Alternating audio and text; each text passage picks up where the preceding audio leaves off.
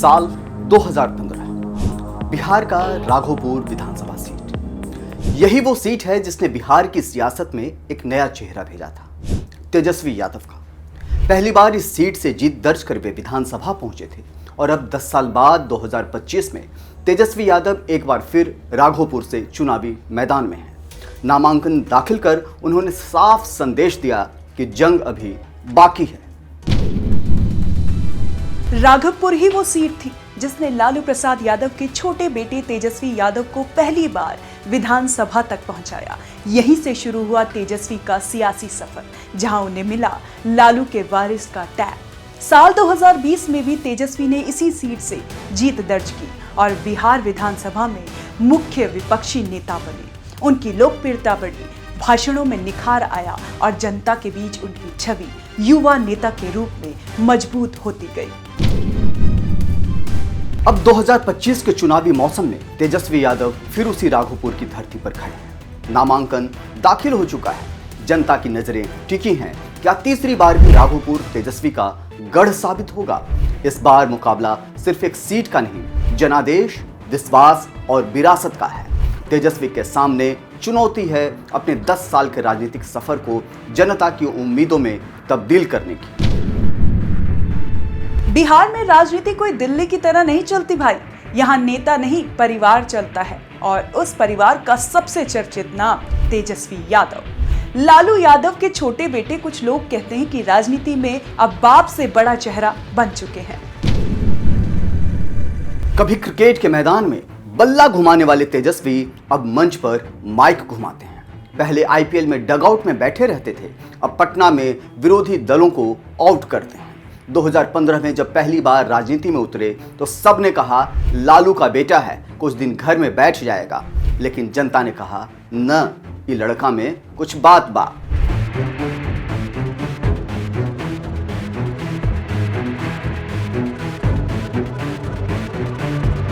लालू यादव की सियासत जहां जात पात की गहराई में जमी थी, वहीं तेजस्वी की राजनीति युवाओं के सपनों पर टिकी है। बेरोजगारी, शिक्षा और पलायन, यही 3 शब्द हैं जो उनके भाषणों की रीढ़ बन चुके हैं।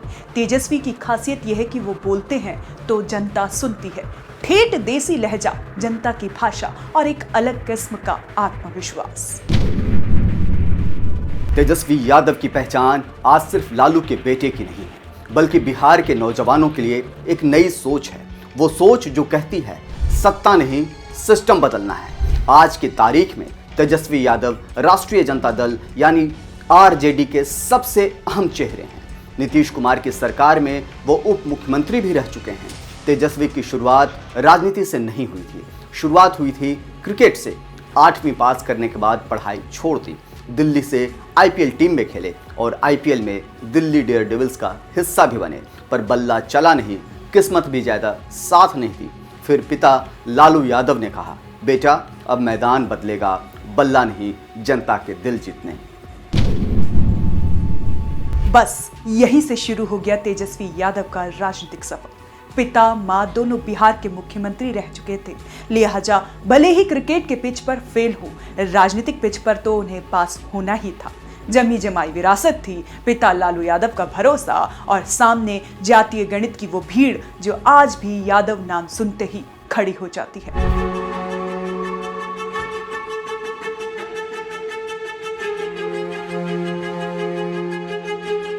2015 में जब बिहार का चुनाव आया तो तेजस्वी बाप के नाम पर मैदान पर उतरे और कमाल कर दिखाया। जीत मिली, सरकार बनी और तेजस्वी ने उप मुख्यमंत्री की कुर्सी पर बैठकर और साफ कहा, हम काम से पहचान बनाएंगे।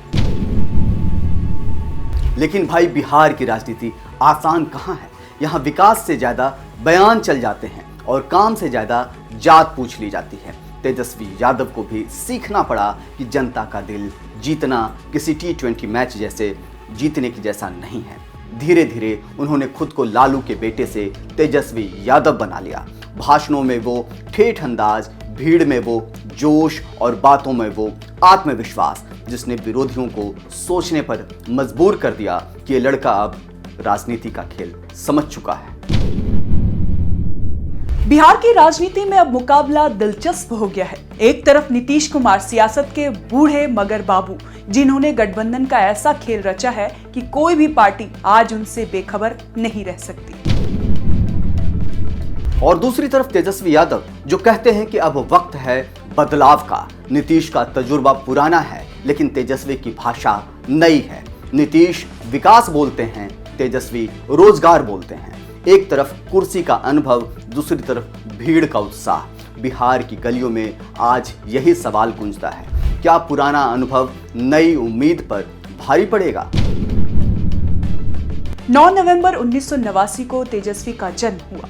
एक साल बाद 1990 में उनके पिता लालू प्रसाद यादव बिहार के मुख्यमंत्री बने और यहीं से शुरू हुआ एक ऐसा दौर जिसे कुछ लोग ने जनता का शासन कहा तो कुछ ने नाम दिया जंगल राज। तेजस्वी के राजनीतिक करियर पर भी इस शब्द की छाया हमेशा बनी रही। हर चुनाव में, हर मंच पर विपक्ष उन्हें याद दिलाता है, आप लालू यादव के बेटे हैं, जंगल राज की विरासत से कैसे अलग हैं। बिहार की जनता ने भी इस बात को कभी न कभी महसूस किया कि तेजस्वी अपने पिता की छवि के साए में रहते हुए भी एक नई पहचान बनाने की कोशिश में है। अब जब 2025 का चुनावी रण सजा है, तेजस्वी के सामने सबसे बड़ी चुनौती वही है कि क्या वे जंगल राज की विरासत से ऊपर उठकर नए बिहार का चेहरा बन पाएंगे। एक तरफ लालू यादव की राजनीतिक पूंजी, दूसरी तरफ जंगल राज का ठप्पा। तेजस्वी ने इस छवि को तोड़ने के लिए विकास और युवाओं के मुद्दों को अपना हथियार बनाया। 2020 के चुनाव में उनका नारा था 10 लाख नौकरियां, जिसने बिहार के युवाओं में उम्मीद जगाई। उनकी रैलियां भीड़ खींचने लगी और पहली बार लगा कि लालू यादव की राजनीति को एक नया चेहरा मिल गया है। कम भाषण, ज्यादा विजन वाला। गांव की गलियों से लेकर चौपाल तक हर जगह एक ही चर्चा है, तेजस्वी फिर से जीतेंगे या इस बार हवा बदली है। राघोपुर की मिट्टी में इस बार भावनाएं और उम्मीद दोनों हैं। लोग तेजस्वी को अपना बेटा भी मानते हैं, पर आशाओं का इम्तिहान भी लेते हैं। सड़क पर चलते बच्चे, खेत में काम करते किसान, हर किसी के मन में एक ही सवाल है, क्या तेजस्वी इस बार सिर्फ लालू के बेटे नहीं बल्कि बिहार के भविष्य के रूप में उभरेंगे? 10 साल की राजनीति, 2 बार की जीत और अब तीसरी बार तेजस्वी के सामने सबसे बड़ा इम्तिहान। 9 नवंबर को जन्मे इस युवा नेता की किस्मत अब फिर से राघोपुर की जनता के हाथों में है। फैसला 14 नवंबर को होगा, जब चुनाव के नतीजे आएंगे। कहानी वही लौट आई है जहां से शुरू हुई थी, राघोपुर की धरती पर, जहां विरासत और भविष्य आमने सामने खड़े हैं। तो कैसी लगी ये कहानी? अपने विचार हमें कमेंट में जरूर बताइएगा। अगर वीडियो पसंद आया हो तो लाइक करें, शेयर करें और चैनल को सब्सक्राइब करना न भूलें। मिलते हैं अगले वीडियो में एक नई कहानी, एक नए मुद्दे के साथ। तब तक के लिए जय हिंद, जय भारत, नमस्कार।